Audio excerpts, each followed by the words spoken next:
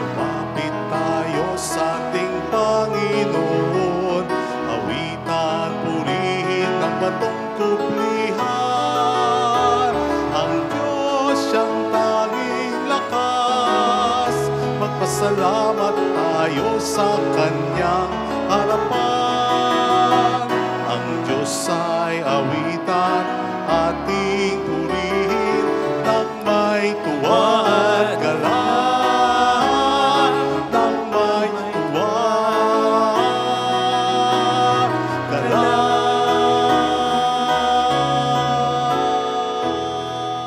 In the name of the Father, and of the Son, and of the Holy Spirit, Amen. The Lord be with you. And with your spirit. Today we celebrate the feast of Saints Philip and James, apostles of Jesus. For us to become worthy of this celebration, let us first call to mind our sins and ask the Lord for His mercy. We humbly say, I confess to Almighty God And to you, my brothers and sisters, that I have greatly sinned in my thoughts, in my words, in what I have done, and in what I have failed to do. Through my fault, through my most grievous fault. Therefore I ask Blessed Mary, ever Virgin, all the angels and saints, and you, my brothers and sisters, to pray for me to the Lord our God. May Almighty God have mercy on us, forgive us our sins, and bring us all to life everlasting. Amen. Lord, have mercy. Lord, have mercy. Christ, have mercy. Christ, have mercy. Lord, have mercy. Lord, have mercy.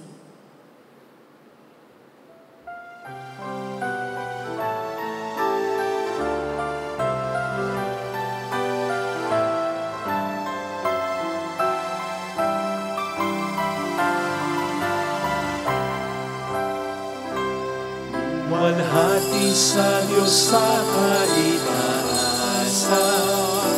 kaloob sa luma'y kapayapaan.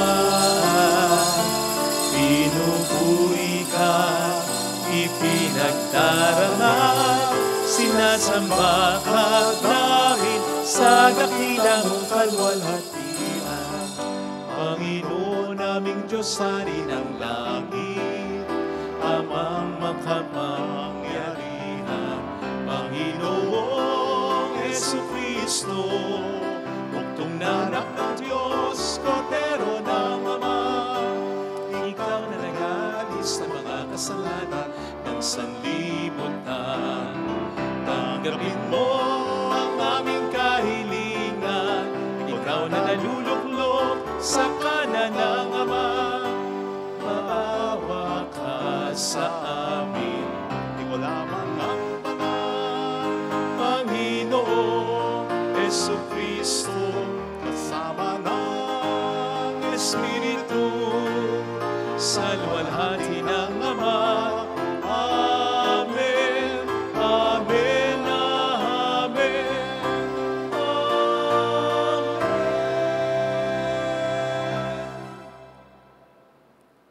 Let us bow our heads and let us pray.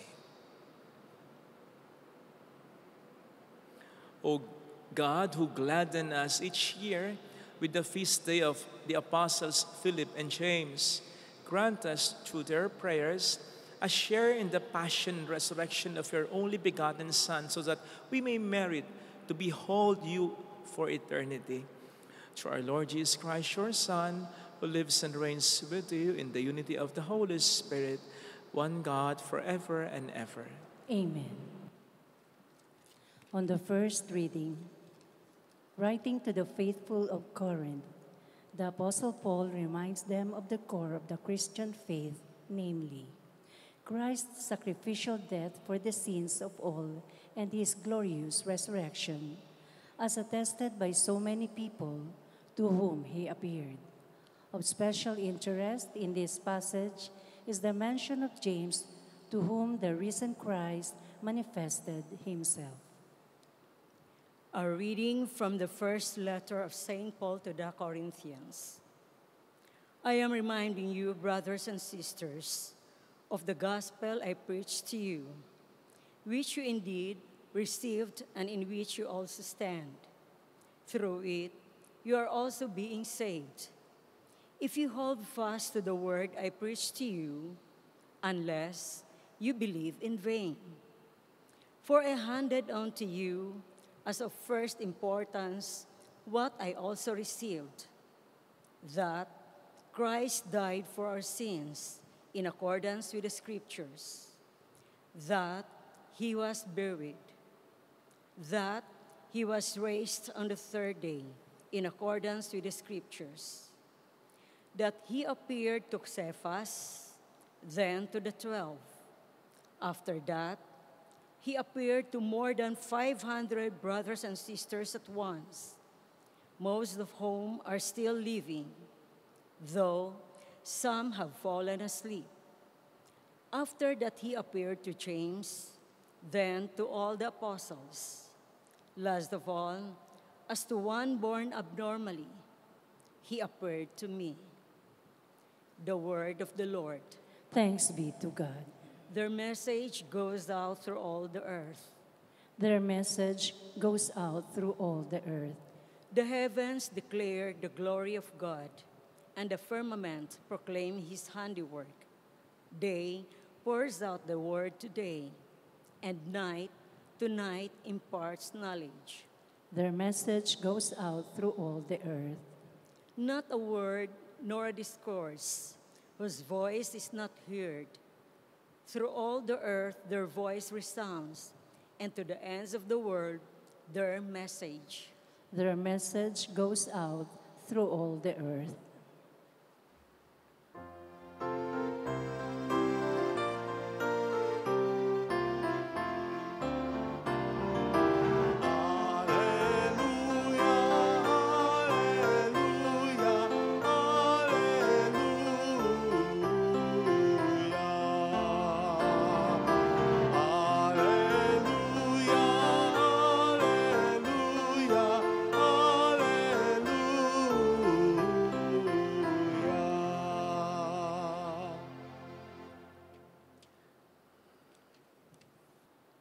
The Lord be with you. And with your spirit. A reading from the Holy Gospel according to John.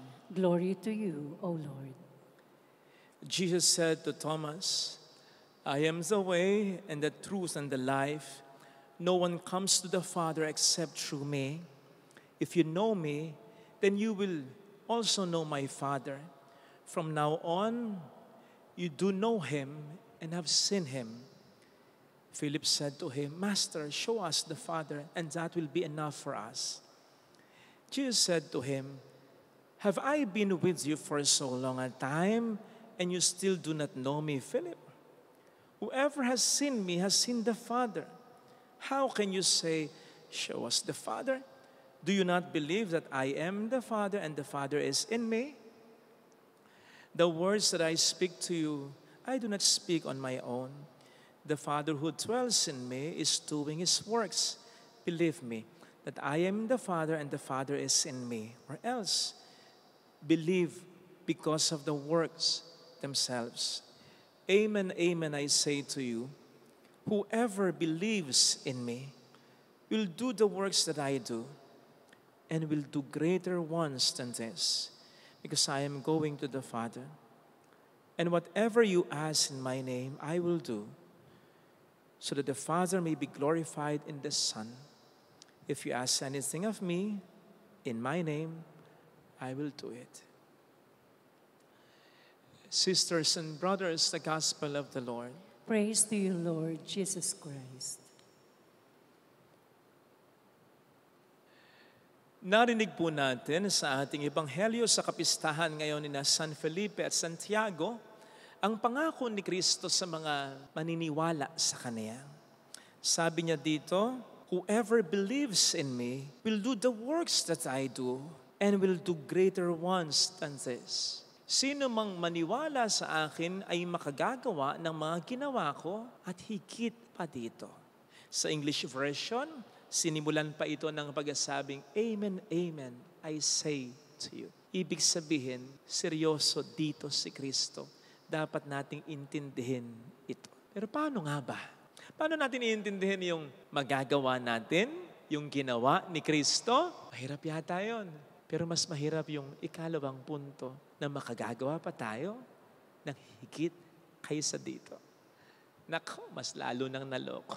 Naalala ko tuloy yung viral video ng isang lalaki na sinabi sa mga aresto sa kanya, "You cannot touch me. I am untouchable. I am Jesus Christ, God in flesh. Lahat kayo, yung mga kaluluwa nyo, akin. I am the way. Para kayo mapupunta ng langit, dadaan muna kayo sa akin."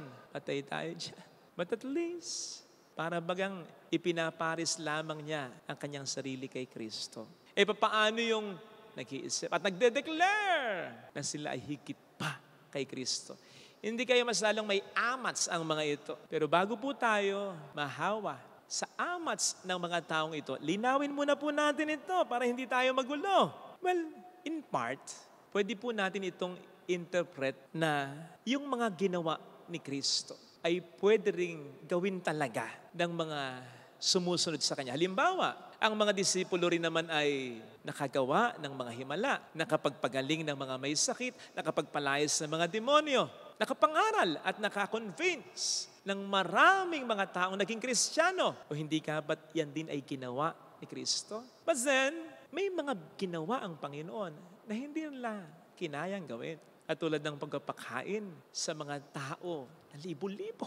Consequently, sinasabi rin ng banal na kasulatan ng pagkalikha sa sandaigdigan ay kagagawan din ni Kristo sapagkat sangayon sa John 1:1-3, siya ang salitang nagkatawang tao. At hindi po pwedeng pantayan ito ng kahit sino. Kaya naman hindi po pwedeng lahat na lang ng ginawa ni Kristo ay magagawa rin ng mga disipulo o ng mga sumusunod sa Kanya. In part, pwede. Besides, ang mga kapangyarihan din na naibigay o naipamalas sa mga disipulo ay dahil din naman kay Kristo. Na kung ayaw ni Kristo ay hindi mangyayari ang mga ito. Kaya nga mahalaga na pagkatapos ng bersikulo na pinagninilayan natin ay idugtong natin yung sinabi dito. Na anuman ang hilingin ninyo sa pamamagitan ko ay ibibigay sa inyo. Ibig sabihin ng mga gawa ng mga disipulo ay magiging makapangyarihan lang naman at epektibo dahil pa rin kay Kristo. Kaya palagay ko, yung sinasabi ditong greater works, yung makagagawa daw tayo ng higit pa sa mga ginawa ni Kristo, ay patungkol sa quantity at hindi sa quality. Anong ibig sabihin natin? Kasi pagdating sa quality, ay hindi talaga natin mapapantayan, ni mapaparisan ang mga ginawa na mabuti ng Panginoon. Siya lang ang makagagawa na malibang naisin para sa atin ng Panginoon. Pero pagdating sa quantity, sa bilang, sa number, pwedeng ito yung pinatutungkulan ng greater than these works. Kasi pwede tayong gumawa ng mas maraming mabuti. Come to think of it kasi, si Kristo ay 3 taon lamang ng nag-public ministry. Samantalang tayo pwedeng sa loob ng maraming taon ay gumawa tayo ng mas maraming mabuti. Again, hindi po sa quality kundi sa quantity. Isa pa, limitado dati ang Panginoon when it comes to situation. Kasi ay tao siya, naging tulad mo, tulad ko. Wala pa naman dating modern means of transportation and communication. Hindi tulad ngayon. Mas marami na at mas malawak na ang pwedeng ma-reach ng evangelisasyon. Dito na lang po sa atin Ilan ba ang misa natin tuwing linggo? 6. At yan ay dahil sa mga dayo. Kasi kung hindi man dahil sa mga dayo, baka 1 o 2 misa lamang tayo sa araw ng linggo, hindi pa natin mapuno ang simbahang ito. Pero dahil may sasakyan na, ang daan ay maayos na, marami nang nakapupunta, marami nang nakapagsisimba, marami nang mas nakakarinig ng salita niya. Isa pa, yung nare-reach ng ating YouTube at Facebook. Milyon-milyon na. So dun po tayo pwedeng makahigit. Hindi sa quality, kundi sa quantity. Sapagkat again, si Kristo lamang ang po pwedeng makagawa ng mga mabuti na kasing kalidad ng mga ginawa niyang mabuti. In fact, kaya tayo mayroong quantity ngayon ay dahil dekalidad o quality ang mga mabubuti na ginawa ng Panginoon. Mabebenta ba ang isang produkto kung hindi maganda ang kalidad nito? Kaya nga sabi ni Diwata, pipilahan ba ang Paris Overload ko kung hindi masarap ito? Gayon din naman, may kalidad ang mga ginawa na ni Kristo. Kaya mas madali nating naibebenta, na ipopromote ito. Kaya mas madali din gumawa mabuti. Dahil nauna na si Kristo na para sa atin ay gumawa ng maraming mabuti. I assure you, kahit na we spend many years of doing good things, even with the aid of social communication and the modern means of transportation, hindi tatatag ang simbahang ito at hindi rin dadami ang mga Kristiyano kung hindi pa rin dahil kay Kristo, kung hindi dekalidad si Kristo. Kaya nga sa ating unang pagbasa ay binanggit kahit papaano yung kalidad ni Kristo ng ating sinasampalatayanan. Si Kristo ay hindi lamang tao kundi Diyos na totohanan. Kaya hindi peke ang ating pananampalataya sa Kanya. Dekalidad kumbaga. Kaya madaling i-promote o ibenta. Liban na lamang kung tayo unang hindi maniniwala sa Kanya. Paano ka makapagbebenta o makapagpo-promote ng isang produkto kung ikaw mismo hindi kagagamit nito? Kaya nga sa mga tindahan, halimbawa ng mga kasuotan, makikita mo yung nagtitinda dyan. Nakasuot din ng mga brand na kung ano ang itinitinda dyan. At hindi ko man alam ang kontrata, pero sigurado ko na mayroon din pagpabawal sa mga celebrity endorsers na makitang gumagamit sila ng ibang produkto, lalo't higit yung mahigpit na kalaban ng kanilang ini-endorse, sapagkat paano sila paniniwalaan pag ganito? Gayon din naman, paano natin maiingganya ang iba na maniwala kay Kristo, na maniwalang makapangyarihan siya, mapagmahal siya, maaasahan siya, makatarungan siya, kung hindi ito mismo makikita sa ating pagkatao? Baka kahit mabuhay tayo ng 80, 90 results sa mundong ito, lumabas sa huli na mas marami pang nagawang mabuti kaya sa atin si Kristo, gayong 33 years lang siyang nabuhay bilang tao sa mundong ito. At kahit pa tayo nakararating kung saan-saan, may social media pa tayo, baka sa halip na makadagdag ay makabawas pa tayo sa bilang ng mga Kristiyano kung hindi nakikita sa pagkatao natin si Kristo. Brothers and sisters, I think this verse, yung whoever believes in me will do the works that I do and will do greater ones than this. I believe this is not just a promise. This connotes an expectation and even a command from Jesus. Kasi diba, napaka-pamoso ng mission na sa atin na ibinigay niya. Go therefore and make disciples of all nations. All nations ha, buong mundo ha. Kasi nga para sa Kanya, dekalidad siya. Wala siyang katulad. Dekalidad ang mga ginawa niya, kaya walang dahilan na hindi tayo maniwala sa Kanya. And in so doing, ay hindi rin maniwala sa Kanya dahil sa atin ng iba. Kaya nasa sa atin na lamang ang diferensya. Kung yung quality ng mga ginawa niya ay hindi natin matugunugunan ng quantity talaga. At hindi po natin dapat ipagkibit-balikat lamang ito sapagkat as I said, it's not just a promise. It connotes an expectation or a command mula sa ating Panginoon. Tandaan po natin yung mensahe nung nakaraang linggo ha, na dapat nakakonekta tayo kay Kristo. At ang pinakapalatandaan nito ay ang pamumunga natin, hindi ng kaunti, kundi ng maraming mabuti. Pamumunga ng sagana. Clearly, that connotes quantity. Sapagkat ang tunay na pagpapakabuti ay hindi lamang naman pag-iwas sa kasalanan, kundi paggawa ng maraming kabutihan. Ito po sanang biyaya na ipagdasal natin sa ating banal na pagdiriwang sapagkat iyan ay patunay na ang pananampalataya natin ay dekalidad talaga. Amen. Lagyan natin ang ating kanang kamay sa tapat ng ating puso.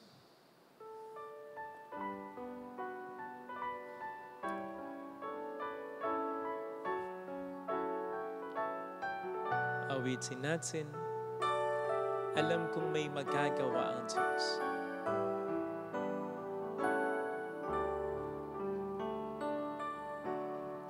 Alam kong may magagawa, makapangyarihan siya. ang Diyos. Alam kong may magagawa ang Diyos. Alam kong Walang imposible sa magagawa ang Diyos. Kung ako'y magtatapat, Kung ako'y magtatapat sa Kaniya'y maglilingkod, sa Kanya'y maglilingkod, alam kong may magagawa ang Diyos. kung may magagawa ang Diyos. Alam kong diringgin ng Diyos ang samukha, Alam kong diringgin ang Diyos sapagkat mahal niya ako. ang samo ko.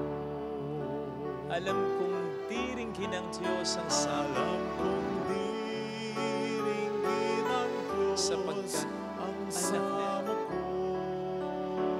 Kung ako'y magtatapat, Kung ako'y magtatapat sa Kaniya'y maglilingkod, sa Kanya'y maglilingkod, alam kong diringgin ng Diyos ang samukha.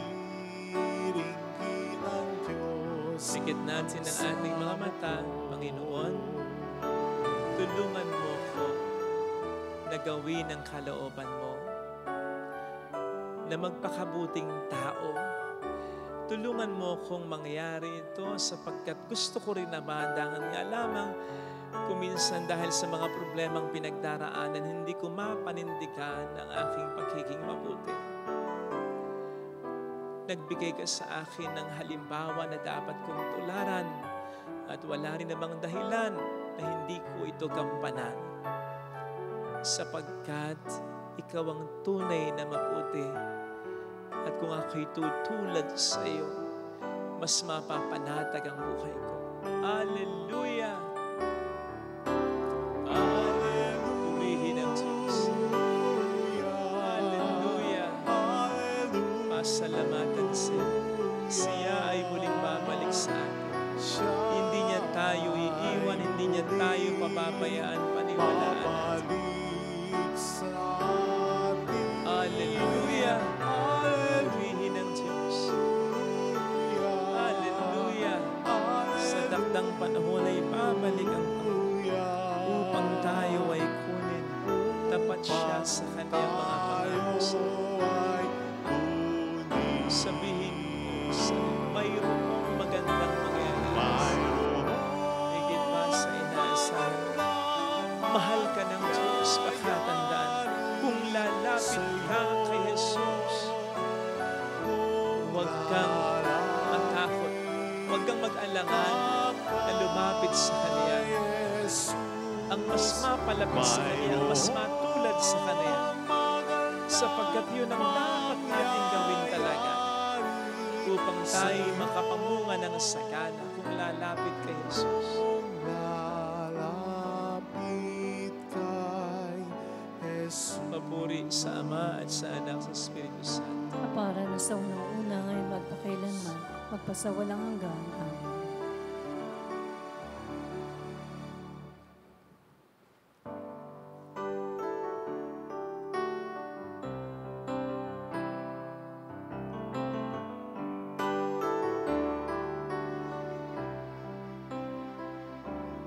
Tanggapin mo, Panginoon, itong aking alay sa iyo. Ibibigay, ialay, lahat ng yaman at buhay. Ihandog sa'yo, papuri sa ngalan mo. Kahit na may kasalanan, itong pusong nagmamahal, tanging hiling sa'yo, sana'y tanggapin ang alay ko.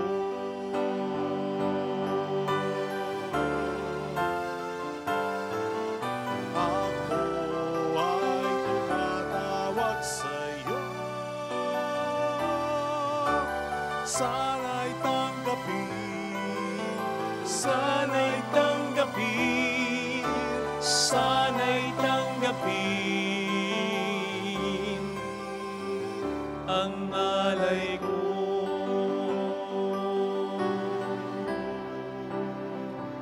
Ang alay ko. Pray, sisters and brothers, that our sacrifice, our prayers may become acceptable to God, the loving Father. May the Lord accept the sacrifice at your hands for the praise and glory of his name, for our good and the good of all his holy church. Receive, O Lord, the offerings we bring for the feast day of the apostles Philip and James, and bestow on us religion pure and undefiled through Christ our Lord. Amen.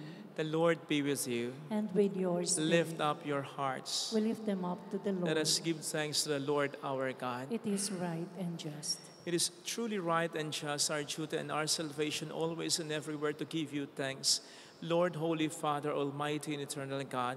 For you, eternal Shepherd, do not desert your flock, but through the blessed apostles which watch over it and protect it always, so that it may be governed by those you have appointed shepherds to lead it in the name of your Son, and so with all the angels and archangels, with thrones and dominions, and with all the hosts and powers of heaven, we sing the hymn of your glory as without end we acclaim. Holy, Holy. holy, holy Lord, God of hosts, heaven and earth are full of your glory. Hosanna in the highest. Blessed is he who comes in the name of the Lord. Hosanna in the highest. You are indeed holy, O Lord, the fount of all holiness. Make holy, therefore, these gifts, we pray. By sending down your Spirit upon them, let the dew fall, so that they may become for us the body and blood of our Lord Jesus Christ. At the time he was betrayed and entered willingly into his passion, he took bread, giving thanks, broke it, gave it to his disciples, saying, "Take this, all of you, and eat of it. For this is my body, which will be given up for you."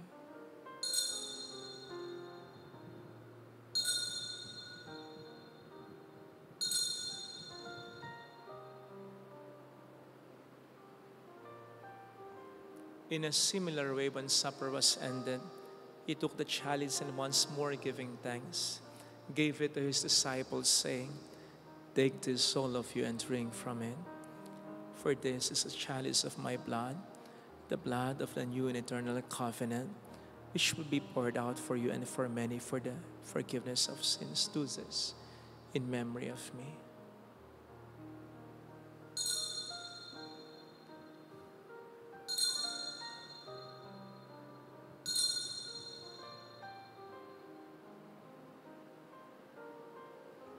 Let us proclaim the mystery of our faith. We proclaim your death, O Lord, and profess your resurrection until you come again. Therefore, as we celebrate the memorial of his death and resurrection, we offer you, Lord, the bread of life and the chalice of salvation, giving thanks that you have held us worthy to be in your presence and minister to you. Humbly we pray that, partaking of the body and blood of Jesus, we may be gathered into one by the Holy Spirit. Remember, Lord, your church spread throughout the world and bring her to the fullness of charity, together with Francis, our Pope, Dennis, our Bishop, and all the clergy. Remember also our brothers and sisters who have fallen asleep in the hope of the resurrection, and all who have died in your mercy, especially those for whom we will now pray.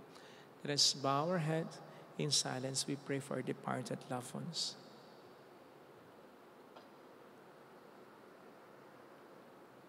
Welcome them into the light of your face. Have mercy on us all, we pray, that with the Blessed Virgin Mary, Our Lady of Lazaret, Mother of God, Saint Joseph, our most chaste spouse, with all the blessed apostles, and the saints who have pleased you throughout the ages, we may merit to become co-heirs to eternal life and may praise and glorify you through your Son, Jesus Christ. Through him and with him and in him, O God, Almighty Father, in the unity of the Holy Spirit, all glory and honor is yours forever and ever. Amen. Jesus taught us to call God our Father, and so we have the courage to say,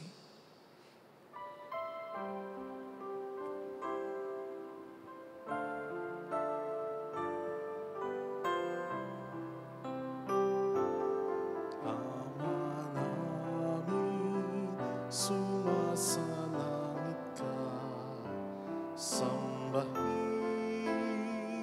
ang ngalan mo, mapasamin ang kaharian mo, sundin ang loob mo dito sa lupa para nang sa langit. Bigyan mo kami ngayon ng aming kakanin sa araw-araw at patawarin mo kami sa aming mga sala para ng pagpapatawad namin sa nagkakasala sa amin, at huwag mo kami ipahintulot sa tukso, at ihadya mo kami sa lahat ng masama. Deliver us, Lord, we pray, from every evil. Graciously grant peace in our days, that by the help of your mercy we may be always free from sin and safe from all distress, as we await the blessed hope and the coming of our Savior, Jesus Christ. For the kingdom, the power, and the glory are yours, now and forever. Lord Jesus Christ, who said to your apostles, "Peace I leave you, my peace I give you," look not on our sins, but on the faith of your church, and graciously grant her peace and unity in accordance with your will, who live and reign forever and ever. Amen. The peace of Jesus be with you always. And with your spirit. Let us offer one another the sign of God's peace. Peace be with you. Lamb of Lamb God, of God, who take away the sins of the world, have have mercy. mercy on us. Lamb of God, you take away the sins of the world, have mercy on us. Lamb of God, you take away the sins of the world, grant us peace.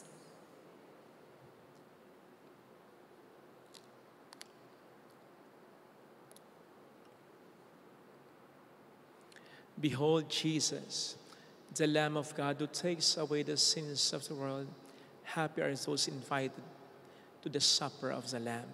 Lord, I am not worthy that you should enter under my roof, but only say the word, and my soul shall be healed.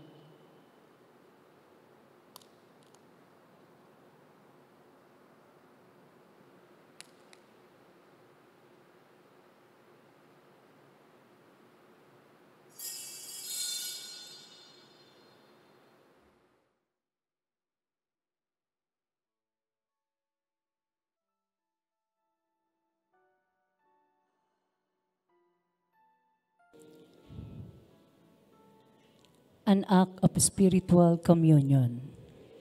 My Jesus, I believe that you are present in the most holy sacrament. I love you above all things, and I desire to receive you into my soul.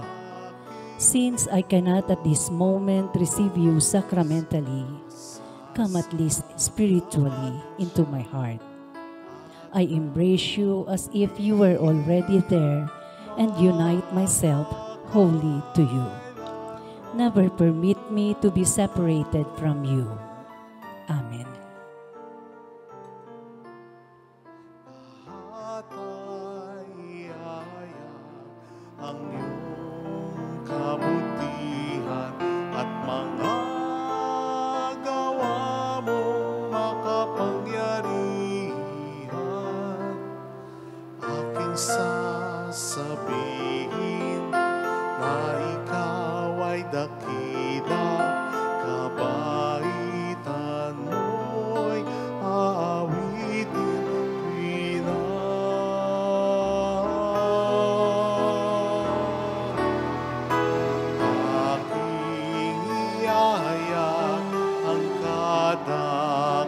dakilan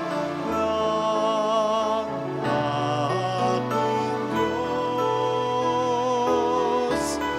Pasasalamatan siya at pupurihin magpakailanman. Aking ihahayag ang kadakilan ng aking Diyos. Pasasalamatan siya at pupurihin magpakailanman.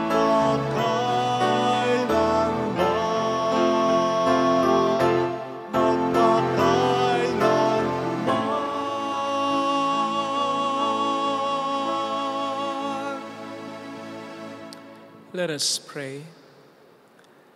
Purify our minds, we pray, O Lord, by these holy gifts we have received, so that contemplating you in your Son, together with the apostles Philip and James, we may be worthy to possess eternal life. Through Christ our Lord. Amen.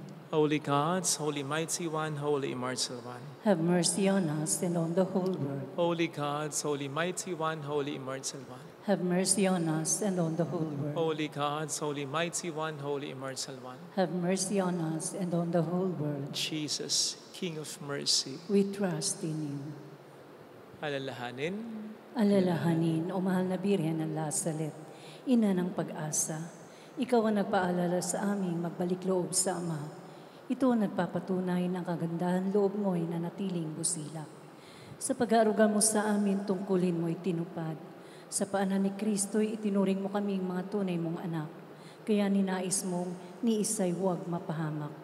Maging sa iyong walang tigil na pananalangin, pati luhay pumatak. Huwag namang mawala na sa isay ang iyong paghihirap. Hiling nawa namin sa iyo, o aming inang liyag, na matapos ang pakikibakan namin sa mundong ito, at sa pananatili naming tapat kay Kristo, sa kapurihan mo'y makibahagi kaming ganap, upang kung nasaan ka ngayon, ay maparoon din kaming lahat. At ang kaganapan ng kalwalhatian ng Diyos Amay, tuluyang matupad. Siya nawa. mahal na Birhen ng Lazaret, tagapagkasundo ng mga makasalanan. Ipanalangin mong walang patid, kaming mga dumudulog sa iyo. Maraming salamat po sa patuloy niyong pagtulong para sa mga paggawain pa rin at bayarin sa ating simbahan. Maraming salamat po. The Lord be with you. And with your spirit. And may God bless you and our loved ones in the name of the Father and of the Son and of the Holy Spirit. Amen. The Mass has been offered. Go in the peace and love of Jesus Christ. Thanks be to God. Salamat din.